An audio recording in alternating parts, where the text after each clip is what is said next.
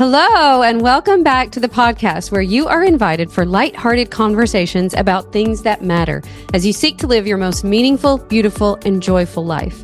I'm your host, Dr. Edie Wadsworth, and I hope you enjoy your stay here at the House of Joy. Hello, everybody. Welcome back to the podcast. Summer edition of the House of Joy. It feels like the first time. I mean, it technically is. Yeah. Well, it's not even technically summer. It's summer here. But it is summer at the lake. It's summer on the pod. You come to Mom's house to film, and it's hard to get anything actually done because they live on the lake, and it's just perfect weather. Perfect surfing weather. But it's so fun to be back filming for the summer. I'm so excited to be here. So we have a very triggering topic for you today. Stop getting triggered. Just don't get triggered. Quit. If you're triggered already, Good. You're going to love it. We are talking about how to stop taking things so personally. Yes, and we are. I feel like in today's society age, this is a great topic. Yep. And just in general, it is very easy to just take things personally and to make it mean something about you, whether that be other people's actions or things you see online or the way someone treats you or the way your parents treat you or your relationships. It's so easy to take other people's actions as a reflection of yourself. And it's not a good thing. And Mom is going to give us some really good practical.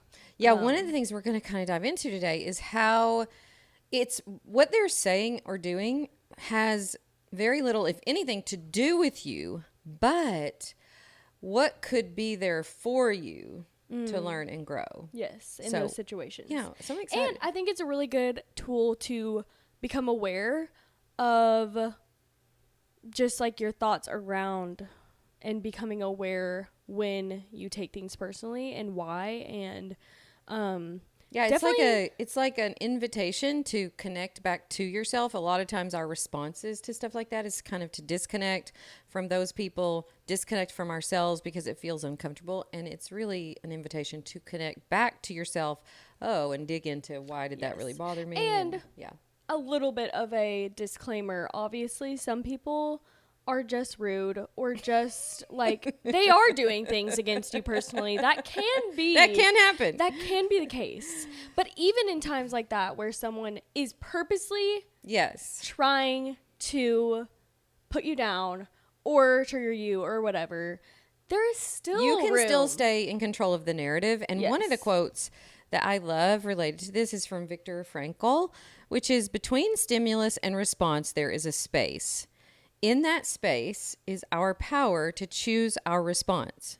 And in our response lies our growth and our freedom. I love that. I love that. And I love this topic because I think it gives you the power that no matter what happens to you or no matter how people treat you, you are in control.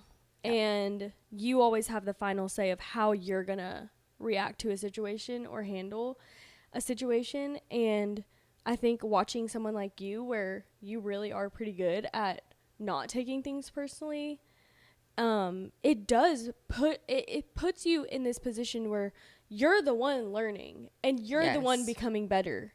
Yes. Always. This is for my growth, for my freedom. And it's inspiring. That. And I think it has taught me to take a step back and like really evaluate why I'm reacting the way I am or feeling like something is so attacking to me. Yes.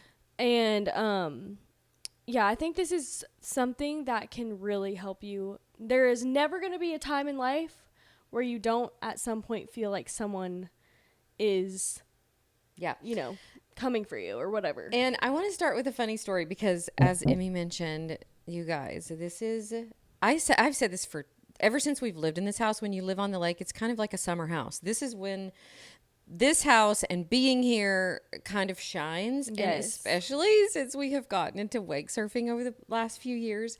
So we had so much fun last night. We were supposed to be filming a podcast. No, we were definitely supposed to film one episode yesterday. And we definitely did not. We definitely decided, because when Dad came in, he had been on a boat ride. you guys got here. He looked so perfectly like so beachy tan, and beachy like hair. had just gone off the lake. I was so jealous. We were like, oh, and he goes, yeah, it is amazing out there right now. So then we were like, oh gosh, it is almost sunset. Should we go out for a sunset cruise? Yeah, we should. And also we should surf while we're out there. So we had such a lovely night. Yes. Did we not, Emily May? We had an amazing night. Emmy has taken up so Stevie and I have been doing a deep dive on learning some surf tricks, y'all. Yes. And he's doing amazing, by the way. So we were watching videos last weekend. We watched surfing videos for a solid hour of these young, like 20-somethings doing surf tricks. We really, when I say we, I mostly mean he, but I think I want to learn how to do it too. See, this is totally his personality, though, and this is where he is a rabbit holer. Differ from him in this way, yeah. where I don't necessarily want to sit and watch a video of someone teaching me and doing it the correct way and like really following the steps. I just want to be able to do it the first try. Yeah. So he's like, of course, doing perfect at it because he. Are you kidding me? We watched this video for an hour. I took notes that I took onto the boat with me. Yeah, that is a next level. It is next dedication. level. And the first thing that we were trying to learn was how to do a lip slide, which is where, you're on the surfboard and you take your front leg and go in toward the surf and then come back. Yeah. So that's apparently the first step to learning how to do a 360. So we go out. It is so choppy last weekend. So choppy. And you know how, like, sometimes, I don't know if it was just my hormonal state. I don't know if it was because I had had some hard workouts that week. But I just, and you weren't feeling it. I was not feeling it. Everything was hard. Everything was hard. It felt so You're bumpy. fighting for every minute. You're fighting for your life. Every time you're in the water, the waves are trying to overtake you. Like, the whole thing was making me irritated. So I wasn't having a great surfing day myself. And like in contrast to last night, when the water was glass, everything was smooth. Yeah, no. It was the most like gorgeous perfect conditions. It was perfect conditions. Last weekend was not perfect conditions. And Dad, for some reason, he's so good and so strong, and he was killing it. He was doing the lip slide. He was getting it all. And so I was already like not a little irritated. A little bit in a negative, this is not my time and I'm not feeling strong and or whatever.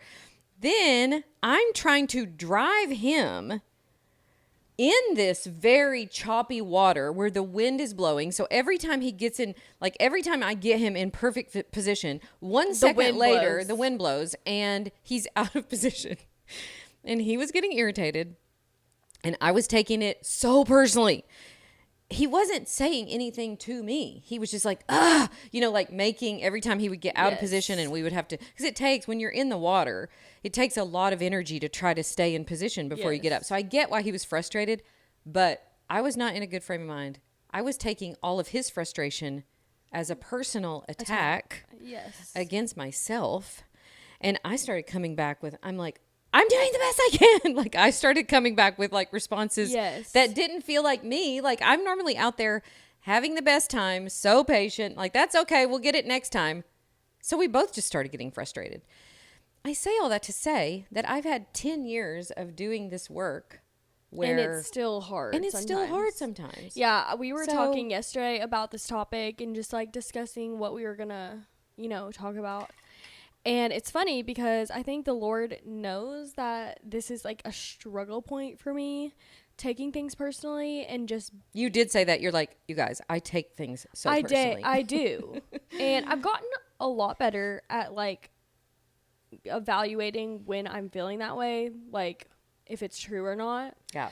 But like I am mostly surrounded by people who are like blunt and not taking things personally, do not really take things personally and say what's on their mind, which is all really good things, but it's like the opposite. Of course, that's the way Dad is, and that's the way Tom is, so am I. Haddon, like Sydney, Katie, like their personalities are so good for me because it does test me in like, oh, that was like and we've talked about this. Like, I've talked about this with Sydney. I've talked about this with Katie. It's nothing that they're doing wrong. And it's nothing I'm doing wrong. But it's so easy when you are two different people. It's good learning, though, for everybody. Yeah, like, for instance, like, Sydney can say something and she means nothing personally to me by it. And I end up taking it personally. You get your feelings hurt. Or Dad will say something just out of his own frustration. Yes. And I'm trying to make it about me. Yes. And he's like, that I wasn't talking about you at all. And and like Haddon's the same way. Like, he is very comfortable just letting out his feelings in a moment, even if he knows they're going to change or like he'll cool off. Yeah. And it makes me super uncomfortable because I take like his frustration that it's something that I must have done. Like, that's just my initial reaction. Me too. So then you're in defense mode. Yeah. And it is definitely something that I've had to just learn to be patient with myself and other people. Another teeny little rabbit hole here that I was learning this weekend, because I was listening to a podcast on ADHD, and it was like women who are diagnosed late with ADHD. Now, I haven't officially been diagnosed. I've just known that I have a very diverse brain for all my life, and I used to make myself wrong for it, and I used to beat myself up about it, and now I've realized, like, no, this is my superpower. This is what makes me so creative. This is part of my genius. Like, I really have a lot of good thoughts about how my brain works now. But I was listening to this podcast, and they were talking about this syndrome called RSD that a lot of people with ADHD have, not syndrome, but it's basically rejection sensitivity dysphoria. Like, when you feel rejected by someone, you have this intense emotional reaction where it feels like the end of the world. It feels like, and I could so relate to that. And I know I was thinking of lots of people, and, not lots of people, but other people in my life who it applies to as well. And it gave me a lot of, like, I realized, like, but just like what you said, I have grown a lot, because if things that happened 10 years ago would send me, like, the first time I ever got online hate, oh my word, I cried all weekend. Yeah. I was like, I'm getting off the internet. People are so mean. I can't handle it. I'm still in that phase. We got like one bad review on the podcast, and it did, like, even moments like that makes me realize, okay, you think you don't care what people think, but you do. And you care because you're not a psychopath. But I do think too, like, even for those of you listening that like really can't relate, because like for dad, for example, he doesn't take nothing he doesn't take things personally, right? But I also think it's a good thing to learn about other people, where it's just a different perspective than you have. Yeah. And for the most part, what other people are saying has more to do with them than you. Yes. For the most part, they're seeing life through their lens. They're operating maybe from their wound, from their hurts, from their perspective. And then we try to make it all about us. And I think what happens, though, is you can either do one of two things. You can just brush it off like you don't care. You can go, I don't care what people think. And I don't think that's a healthy response either. No. That's kind of like avoidance. You're like pretending you don't care when really deep down it's going somewhere or whatever. Yes. And so the other response could be that you take it way too personally. You make it all about you. You don't use it as an opportunity for growth or freedom. Yes. And so what we really want to talk about today is that middle way where you do acknowledge, like, oh, for my own self, let me pay attention to why that was hurtful. What can I learn from that? How can I reconnect to myself versus avoiding yourself, numbing yourself, avoiding the feelings or whatever, like tuning into it, using it as a point for connection, not disconnection. Yeah. So it's funny because even though this happened this weekend on the boat, while I was driving the boat, while Dad was crushing it surfing, I am working on my thoughts around this. Like, oh, interesting that I took that so personal. Interesting that I'm new at learning to drive the boat, and I feel like I am doing a good job. But also, I can see why it's frustrating when you're the one in the water and it's choppy and you're getting pulled around and you're out of place and you can't start right. So it's like I was holding space for both of us, for his frustration that doesn't have anything to do with me personally. And I can hold space for my tendency to want to be hurt or to want to make that about me. And the cool thing about it that I've learned is like the more that I've tried to understand that someone else's words or reactions to a situation is not a direct reflection of me.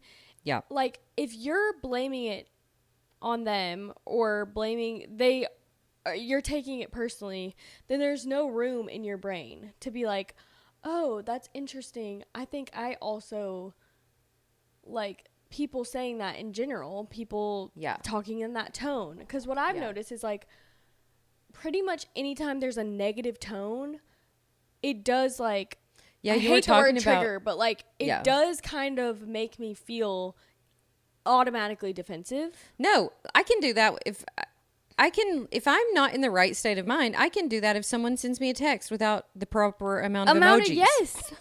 Like, why is she mad? No, with like out an exclamation point, because like why would you not put one? Because then you're where are mad, all the hearts? Obviously. Where are the cry emojis? Where are the but if you already are automatically taking things defensively, then you don't have the room in your brain to explore why. Yeah, so that's the thing. Like, okay, so if it's not about you, what here is for you? And that's what I was kind of trying to explore on the boat. Like, I don't have to because here's what I would have done in the past. I would have gotten passive aggressive with him. And he would have gotten back on the boat and I would have ignored him. Yep. And he would then have known I was upset. And then we would have had to have, when we first got married, this would take 3 days to resolve. Right. Or longer, right? And I can resolve that within myself now, which is so powerful. Because the crazy thing is, when he got back on the boat, he was so excited because he had, done this thing. He did good. And he came back. He got back on the boat and he goes, "Oh, honey, thank you so much for driving. I know it's not easy to drive in this." Like, it ended up that he actually wasn't even that frustrated. Right. And even if we are frustrated in the moment, like what the two of us know is that we love each other. We're for each other. We're on the same side. As soon as we can, we're going to get back to a place of connection. So why make it 3 days? Why can't it be 30 seconds? Why can't it be 5 minutes? And we had a great day. What I'm saying is that kind of thing can ruin your day. It can ruin a lot of things. It can ruin a week or a month or for some people a year or two or more. Yeah, that's what I was going to say. I think the biggest danger of not becoming aware of when you feel like this or when you take it too far is it is such a like cycle that just builds and builds and builds and builds resentment. Yeah. Like it can get to the point where then you're no longer just dealing with that one situation that happened.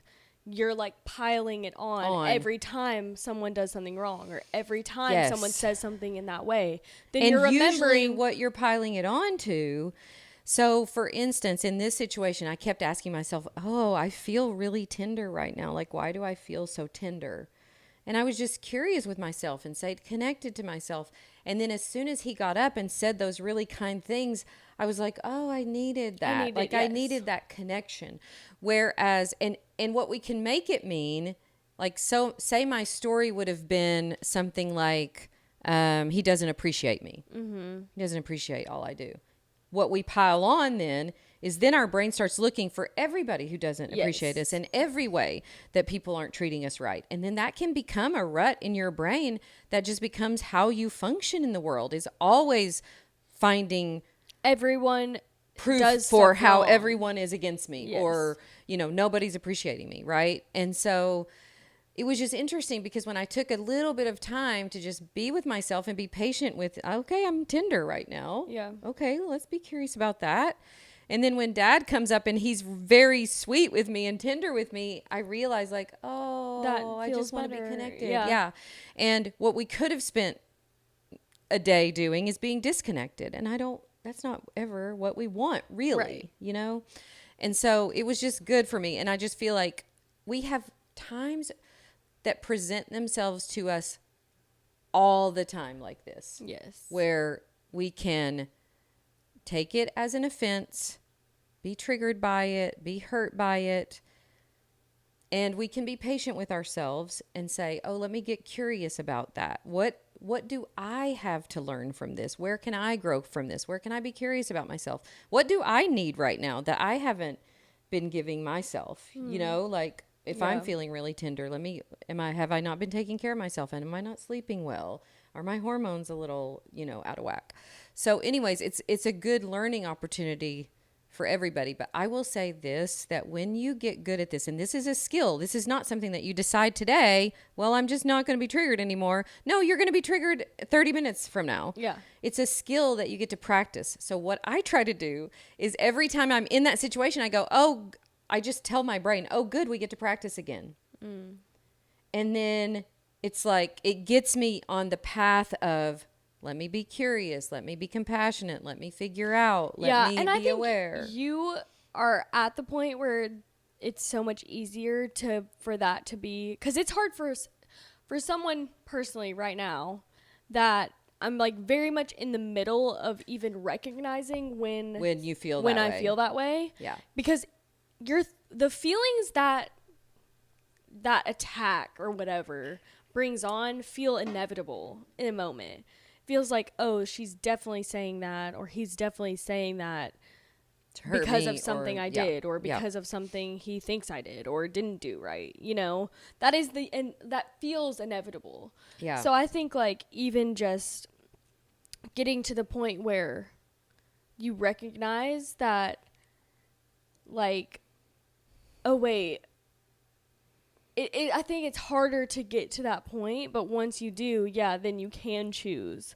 But do you have any like tips on recognizing because it's hard to get out of that mindset when you're in it? Well, here's the thing. It's hard to get out of that emotional state. So for instance, it's supposedly a lovely day. We're out doing a lovely activity and I'm feeling all of this internal angst and conflict and it's hard to get yourself out of that emotional state. Okay. And so I think awareness is great, but even something like for me, even something physical, like physically working through it. If you can, give yourself a pause. That's why I love that quote by Viktor Frankl. There's between stimulus and response, there's a space, a pause. And so before I go acting out this way, let me take some deep breaths. Music helps. Let me listen to some music. Let me go for a walk. For me, we were out surfing, so I could work it out, as I was surfing.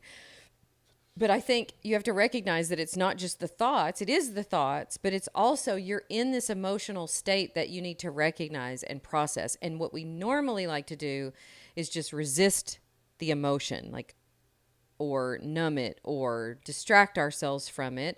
And sometimes that can be helpful in the moment, but you don't want to get in the habit of ignoring yourself. So pretending you don't feel that way, that's only is kind of ignoring yourself, right? And so it might have made sense. Now, I didn't have to do this, this weekend, but it might have made sense. I've done this before with Dad, where we've had a little, disagreement or whatever. And like he got on the boat and I'm upset and I'm like, yeah, I'm really feeling tender right now. Like I've said that to him before. Like, I don't know. I know it's not about you, but I'm just feeling really tender and, maybe not quite myself, or I'm feeling really sensitive. I think that is a great way to do it too, where you still acknowledge yourself. You can still say, it's like, it's not like you have to pretend to the person that what they said didn't hurt or didn't affect you. Yes. But it's recognizing that that's not always about them.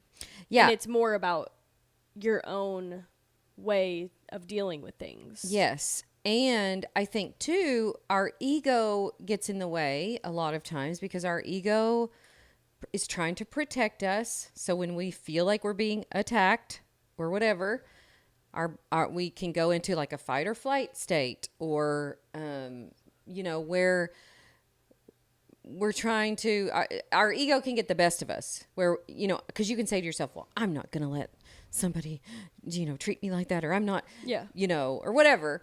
And I just like to give myself some space and to be in the habit of being aware of it. Like, oh, I feel a certain kind of way right now. Let me think about that. Like, what's bringing that on? Yeah. What might be under that I'm not acknowledging? Because I don't want to live for my ego. I don't want to put up walls and disconnect from people. I also don't want to pretend I'm fine. Yeah. When I'm not. So I think just learning to operate from your true self, learning to operate from that love and curiosity, because I know beyond a shadow of a doubt, this man literally did walk through fire for me. He would do anything for me. He loves me. He adores me. So whatever this little thing we're having right now is and the fact is not the story. The fact that he's getting frustrated in a moment, it's also like his own. That's also his state of mind. But that is his state of mind. Like, yeah. At some point, he knows you don't know how to drive a boat perfectly. He knew that going into it. He knew that this was not going to be perfect every time. And so also you have to give space for him to just like be frustrated. Yeah. It's like so cliche because people talk about this like when they're getting hate online, but you reminded me of this when we got that whatever review. But like, it is true that someone has to be in a really different state of mind than you. Yes. To like do that to someone else. Yes. So it is not a reflection on me. Yeah. And instead of trying to like, so for instance, I remember the first time I got online hate, you want to start defending yourself. You want to start proving yourself, or you want to, like you react. Right. You want to react. And what if instead you let that be a time when you remind yourself of who you are? And that's exactly what I finally had to do when I first started getting, when you first go online and you start to get any negative whatever, I had to remind myself, I know who I am. I know what my intention is. I know what I'm trying to do here. Of course, it's not going to always be perfect. You have to remind yourself who you are instead of trying to prove to them who you are. I also think a great point that I've had to really learn, which has really humbled me, is that usually if I feel like something is a personal attack or I take it personally is because there is some truth that I am avoiding in what someone else is saying. Yes. So like, yeah, and that's a little bit like what's here for me. Yes. If there is any truth here, if it hurts so much, let me investigate why. There might be a grain of truth. Yes. And I have gotten to the point in my life, you guys, I just want it all dug out. Dig out all the dysfunction. If there's something that I can learn from that, if there's a way that I'm not seeing things right, if I'm holding on to resentment, if I'm needing growth in an area, dig it out. Bring the people in my life who will help me dig it out, who will be that mirror. Because a lot of times, you're exactly right, it's a reflection of something you're already you wouldn't be so hurt by it if you didn't already agree with it in a way, or if it wasn't something already that you're, struggling with. And so let it be, again, for your growth, for your freedom. And I think that's where you have to let the ego die. You have to be willing to say like, oh yeah, there is still part of me that why do I hold on to just wants that? to prove myself, or just wants to, whatever. Wants to be right, wants to do things right, wants to be the hero. Yes. And yeah, I think of it in work terms too, because I remember there's been moments where I almost like get defensive about work things, and really what's underneath that is like a knowledge that I didn't probably rise to the level I would have wanted to. And so of course then your immediate reaction is like defense. Yes. Because you want to prove that you didn't do that when you know deep down that. Yeah. And you don't. Here's the thing. All of the things that you practice are the things you get better at. I don't want to get better at getting defensive. No. I want to get better at like softening and owning and submitting. I don't want to get better at, like, for instance, simple, maybe dumb illustrations of like being on the boat. I don't want to get better at getting triggered. Right. At taking offense. I want to get better at realizing that I'm the one in control of my emotional life, and people can do and say whatever they want, and I still get to respond how I want. I also think, like, in real life, if you have really made an effort to surround yourself by people you love and trust and people that are for you, like, there's so much power in giving people that you love the benefit of the doubt. Yes. And, like, assuming that they are not assuming the worst of you, and just going into it having that inner knowledge that, like, no, they want the best for me. Yeah. And they love me. Yes. At the end of the day, they wouldn't do that to me. Yeah. And, like, you can never really prove that that's, like, 100% true all the time. No, but isn't it such a better mindset and emotional state to live from when you're assuming the best? Yeah. And then it's like the people you're around feel that you feel that from them. And it's just like this really cool thing that happens. And I've noticed this with Haddon so much. Like, when I assume, and it's been so cool since he's been gone, because it's given me all of the space to, I can either assume the worst or assume the best. There's no in-person, like, proving of what we say. Yes. Like, you either assume that what he says is true or not. Yes. And it's been so cool because just the way that I talk about him, the way that I view him is so much higher now. It is. It sure is. And it is just a choice. It's a choice. You could have this whole time assumed, I bet he's enjoying being without me. Or or I'm whatever. And then you treat him, I mean, we talk about this cycle all the time, but then you treat him in a way that's like low brings key, that brings on. that on. Yes. Yes. And I think it's the same with being like, feeling like taking things personally. Yeah. Like, no, I assume that he sees me the way that I see him, and I assume that he treats me with that same amount of respect, and he wouldn't want to hurt me. Right. He wouldn't want to attack me. Right. And so then it's like, oh yeah. And yeah, it's harder to do that with people you don't know, or people like, you know, if you want to get offended by something, I mean, it's a little bit But easy. even there, I'm usually asking myself, I was on social media last week and saw something from someone that I know, and it wasn't about me at all. And my first initial reaction was to like be a little bit triggered, to be offended or whatever. And then thank the Lord that I've learned some tools that really help me. And one of those is like taking a pause. Okay, let me step back. Let me take a pause. What do I want to believe and think about this person? I love this person. Yeah. Right? And I don't know what's going on for them right now. Can I get curious about it? Can I get more compassionate about it? And at the Can end I of the see day, this this as has another nothing to person do that with me. God made, Yeah. that he loves? Right. And at the end of the day, it has nothing to do with me. And here's the other thing that I find to be true. The more engaged you are in your own life, in your own calling, like passionately pursuing your own life, the less you're tempted to get drug into things like that. Yes. And so it was really easy to bring myself back to, I don't have time to be thinking all this stuff. Yes. I have this family that I want to serve. I have this job that I love.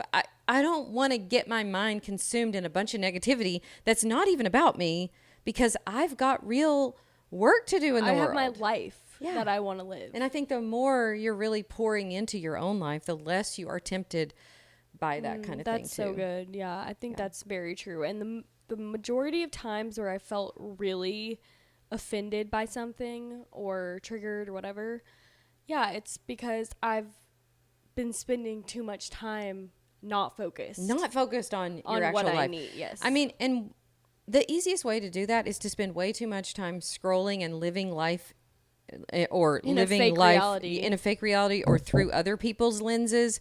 Like, no, stop doing that so much. Decide what you want to create for your life, and you'll have way less bandwidth and energy to be sucked into everybody else's. Yeah. Even if they're trying to make it about you. Yeah. You know? Yeah. Love that. I love that. So let's talk about a few practical tools. Okay. The first thing is the pause. So Viktor Frankl mentioned this in his quote, and I love practicing this. As soon as you have that inkling of like, you want to be offended, you want to feel triggered, Just like, let's Take just a put a pause second. on it. Let's take a second. Let's take a breath. Maybe walk away. Maybe walk away. Maybe put your phone down if it happened on your phone. Maybe, again, bringing yourself back to, I'm always bringing myself back to, no matter what everybody else does, who do I want to be in this world? What kind of legacy do I want to live? What kind of person do I want to be? What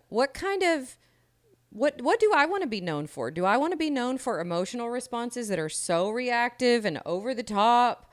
Or do I want to be known for being someone who is grounded and rooted and steady and can't be swayed so easily by things like that? So I kind of take a pause and connect with the person that I want to be, no matter what everybody else is doing or saying. Yeah. I think too, like, some people take it so far the other way, and I like what you said about just like being steady in yourself, because I think some people who are like, I don't take anything personally, like it could almost come off on the other way as like almost a hardness and like a disconnection from what's happening. And I like softness around and like I think taking a pause and remembering like this person is a human being, or just reminding yourself of truth, because really if you think of people created in God's image and this is just a person that's loved, has a family, or whatever it takes, like I think there should be a level of softness no matter what it is. I love that. And then the second thing is that, again, often other people's thoughts, words, behavior is way more about them than you. But how are you trying to make this about you? Like, it's kind of like a mirror question. Like, what in here is for me? Whether that's, like I noticed last week, I'm feeling really tender right now, and for some reason this is really bothering me. Let me investigate that. Or what kind of story am I attaching to it? People don't appreciate me or whatever. Like you take that pause, but then let it be like a mirror moment where you say, there's probably something for me here. And how can I use it for me? What I'm trying to do right now is use it against me. You're right. Right? But how could it be for me? So I love that thought. The third thing that I love doing is anytime this happens, this is a chance for you to emotionally regulate yourself. It's a chance for you to stay connected to yourself, to create regulation where there might be dysregulation. And so tapping back into, because the mirror moment is a little bit, you're tapping back into the thoughts or the story that you're telling yourself. The emotional moment is where you reconnect back to yourself. Oh, I am feeling this way. How can I regulate myself back to where I want to be? I don't want to spend my day feeling whatever, rejected, or feeling like someone's against me. So how can I re-regulate myself? And then I would say the last thing that I think of in situations like this is how can you use that moment, whether it's someone's words or someone's actions that maybe you don't agree with, how can you use that for it to be a moment instead of where you're kind of rejecting it, where you can use that moment to really reinforce who you are, who you want to be. It's like coming back home to yourself. Yes. And those things really help. It doesn't mean, again, it doesn't mean that you're not going to be offended 30 minutes from now. So I wouldn't use it to say, oh, I'm such a bad person because I easily get offended. No, it's a great learning tool. And you will create so much freedom for yourself when you don't feel like you're always being tossed back and forth emotionally by everything everybody does or says. Because we live in a world where we can know what everybody thinks. All the time. Pretty much all the time. Even if they don't say it directly to your face. Even if they don't say it directly to your face. We're trying to interpret what they meant through their words. Passive-aggressively. On a media, like a post or something like that. So the thing of it is, like, what if those words, what if that action, what if that thing that hurt my feelings, what if all of those are like little breadcrumbs that can kind of lead you back to yourself. Yes. Where you stay connected to yourself and who you want to be and how you want to show up to the world. And I think that in that you find so much growth and so much freedom, and you can kind of enjoy people. Like, people are so interesting. Like the way people work, the way their minds work, the things that get them irritated, the things that they say. Like, sometimes I feel like this whole, you know, all of the growth that I've done over the last few years, the healing that I've done has let me like take this step back and be like, people are so fascinating. Yeah. Instead of making everybody wrong for everything. Yeah, I think that's what I meant too by like a softness. A softening, like, yeah. Curious about other people, curious about what led them to be the way they are. Yes. Like, not They just probably assuming had that- someone is rude, or just not assuming that someone meant that for wrong or meant that against you, because maybe that's the case, but more often than not, It's just the way they've learned how to be, or something they've seen patterned. Yeah. Yes. I totally agree. And yeah, I think we always say, like, you can't change someone period. Right. They're going to be the way that they are. Yeah.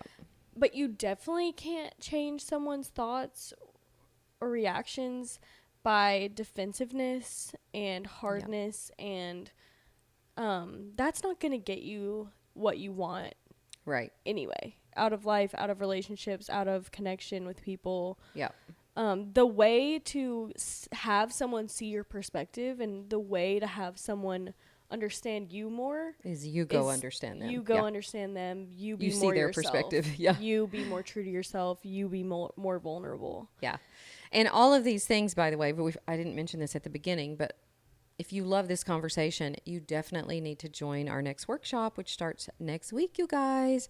It's called the Rise Workshop, and we're going to be talking about all of these topics. It's going to be so good. It's so fun already. It's so fun already. A Facebook group of all the ladies that join, and just hearing people, the reason that they're in and the reason that they want to be a part of it is so connecting for all of them already. You know, we've been doing this really fun Rise and Shine challenge. By the way, I started this podcast. Maybe I will let Katie put a little bit of it. A little clip At the end for you, because we were doing a sound check. And so I sang Rise and Shine and give God the glory. Before we started this, but we're doing a Rise and Shine challenge. And today was all about shifting your mindset. I did it from my porch, and then we took a walk down to my lake. So I'm doing these videos every morning at 7 a.m. and it's been so fun. The actual workshop is next week, but we'd love to have you join. We'll put the link in the show notes. Yeah, it's going to be amazing. It's always so fun. It feels like a little mini virtual summer camp or something. It does. It's like a little summer camp, y'all. So let's do some favorites, Em. What are you loving right now, my dear? So my first one is, if you notice, like, I'm looking really tan or anything on the camera, it's partly sun-kissed. It's mostly the Dibs beauty stick that I've been using. I just used it too. I love it. It's like a dual-ended, like, contour blush stick. It's everywhere. I'm sure if you're like a younger generation gal, you've heard of her. Yes. But it's great because it's cream, so I feel like your age ladies would love. I feel like y'all love a cream. We love a cream. I love a cream as well. And the color, the shade of this particular one, they have a ton of different shades. So whatever your skin tone is, like, put the particular shade in the show notes, because I do love this particular shade. I will. It's like a peachy pink. I love a like maroony pink shade in the winter. For me. Okay. Like when I'm a little bit more pale for some reason, I just feel like that makes a more balanced look. Okay. But in the summer, you're going to go You're going to catch me like peachy, pinky, light pink. I like that. So it has that, and then it has like a very warm bronzer cream stick on the other side, and I've been using it every day. It's super fun if you're not wearing a ton of makeup like today. It just adds like a pop. Like even when I go to the gym, I got that from you. Like there's pretty much nowhere I'm going with zero amounts of makeup on. And when I say I don't have any makeup, I'm flat out lying. When I say I have no makeup on, I have concealer, blush, contour, for sure. Me too. Yep. So I'm always caught in a lie there. But yeah, I've been loving that contour stick. It's great for summer and it smells good. It smells sweet. Oh, I love that. Okay, I'm going to go ahead and give my favorite right now is what I made you for dinner last night, which was a summer sheet pan recipe of this really yummy kielbasa. It's a chicken kielbasa from Costco. She's a Costco gal. I'm a Costco gal. And I mixed with it red onion. I chopped all this up. I put it on my parchment paper on a sheet pan. So we did red onion, this chicken kielbasa. We did Sweet potatoes, broccoli. It was so good. I was telling Mom. Well, sorry. Let me tell them real quick. I drizzled with olive oil. I did salt and pepper. And then I did garlic powder, onion powder, and oregano. It was incredible. And I was telling Mom, like, if I would have made that at home by myself, I would have been like, just a sheet pan meal. It's a sheet pan meal. But when your mommy makes it for you for dinner and you have to do nothing, it tastes delicious. It was magical. It was so good. It was bursting with flavor. It was so good, y'all. Those sweet potatoes roasted like so that. good. Oh, and then of course I made a sourdough loaf. For that them. was next level as well. So we had some sourdough too. It was just like so we've already decided to stay another night here. It was the surfing. It was the sunset cruise. It was the sheet pan meal. She really did. They're staying the night again, y'all. Every stop, and we're staying another night. Another thing, we've gotten a couple questions about. One week we talked about your homemade ranch and your salad. Oh. And someone was asking for the recipe for the homemade ranch. I'm going to make the homemade ranch tonight. I want you to know that it's literally just a ranch packet. And what? Well, here's what I do, though. Milk. It is special. The ranch packet with mayo, I don't put the full mayo that it calls for. I do some mayo. You do it a little bit more watery than they would. And I do a little sour cream, and then I do raw milk. I shake it up with the ranch packet. In a mason jar. I shake it up in a mason jar. And then it's always too thick for me. I add a little water, shake it up again. It's the perfect. I make mine the perfect thinner consistency. Yeah, and so if you've got to make it thinner. You got to make it thinner. That is like a requirement for that specific salad. Yeah. And all I do on that salad is romaine, thin ranch, homemade, pepper. That's it.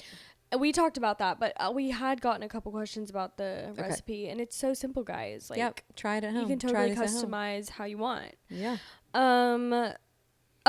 My second thing is actually another thing that really, honestly, I'm going to go ahead and blame on you.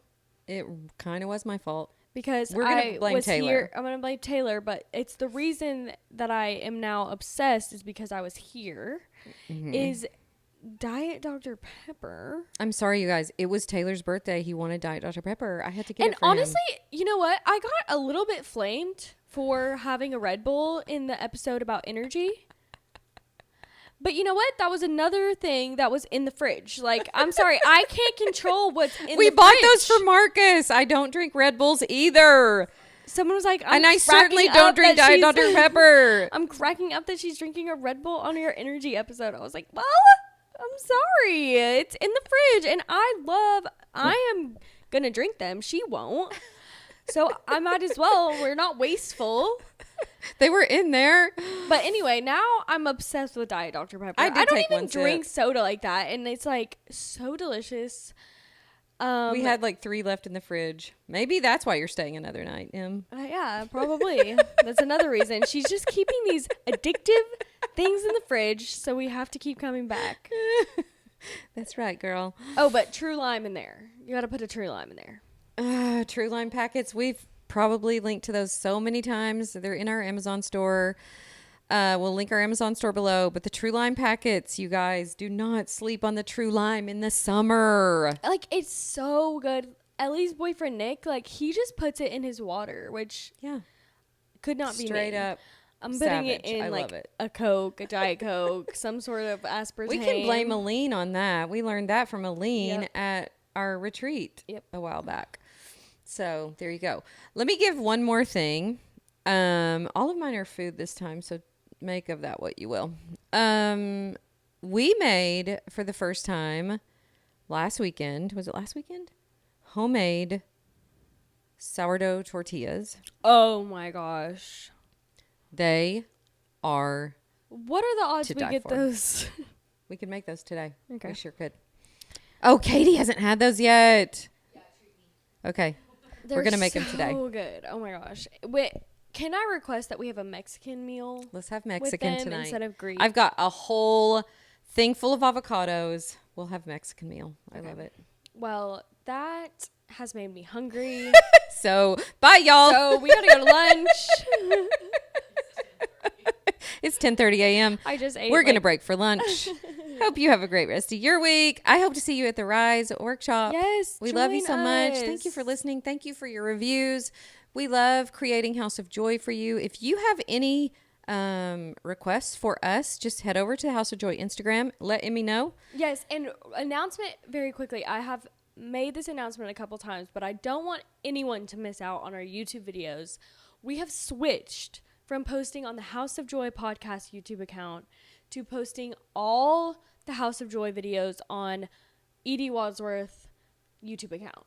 We just decided to make the transition. So if you ever feel like, why am I not seeing the YouTube videos on the House of Joy account, we're actually posting them all on Edie Wadsworth from now on. So don't miss out on the YouTube. You can see Can us. I tell them one more teaser?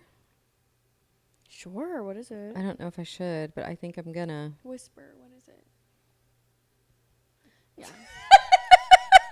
I Go ahead. I actually You've did literally not whisper. You've actually literally already spoiled this like a month ago. Oh, I did? Yes. Go ahead. Have your fun. We have your fun.